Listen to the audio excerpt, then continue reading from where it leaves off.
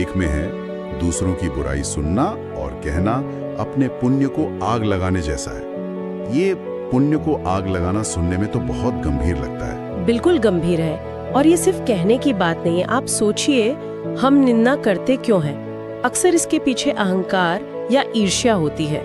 जब हम किसी और में कमी निकालते हैं तो कहीं ना कहीं हम खुद को उससे बेहतर महसूस कर रहे होते हैं। लेख के मुताबिक ये नेगेटिविटी सिर्फ रिश्तों को खराब नहीं करती, बल्कि हमारी अपनी जो पॉजिटिव एनर्जी है, जिसे यहाँ पुण्य कहा गया है, उसे भी जला देती है। तो अगर आध्यात्मिक रास्ते पर चलना है तो मन को साफ रखना, पॉजिटिव रखना बहुत जरूरी है, और निंदा इसमें एक बड़ी रुकावट है।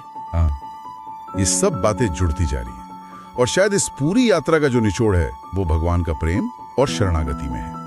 लेख कहता है भगवान तब खुश होते हैं जब तुम उनका प्रेम बिना किसी स्वार्थ के करते हो, और ये भी कि जो हरि के चरणों में शरण ले लेता है उसे दुनिया की कोई शक्ति हरा नहीं सकती। ये शरणागति मतलब पूरी तरह सरेंडर कर देना, ये इतनी शक्तिशाली क्यों मानी गई है? देखिए, प्रेम तो है ही महत्वपूर्ण, खासकर निष्काम प्रेम बिना किसी मतलब के, लेकिन शरणागति उससे भी एक कदम आगे है। इसका मतलब सिर्फ हार मान लेना नहीं है।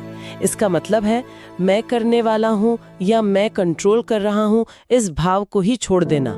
यह है असली समर्पण। जब कोई अपना अहंकार, अपनी इच्छाएं सब ईश्वर की मर्जी के आगे रख देता है तो लेख के अनुसार वो व्यक्ति एक तरह से ईश्वरीय शक्ति से जुड़ जाता है। फिर मैं का बोझ हट जाता है तो डर भी चला जाता है, क्योंकि भरोसा हो जाता है कि ईश्वर संभाल रहे हैं। इसीलिए कहा गया कि उसे कोई हरा नहीं सकता। और शायद इसीलिए मृत्यु का स्मरण रखने की बात भी कही गई है, उसका भी जिक्र है लेख में। हाँ बिल्कुल, मृत्यु का ध्यान हमें याद दिलाता है कि ये जीवन नश्वर है, हमेशा नहीं रहेगा। ये याद हमें गलत कामों से, अन्याय से, पाप से रोकती है, क्योंकि समझ आता है कि सब यहीं रह जाना है।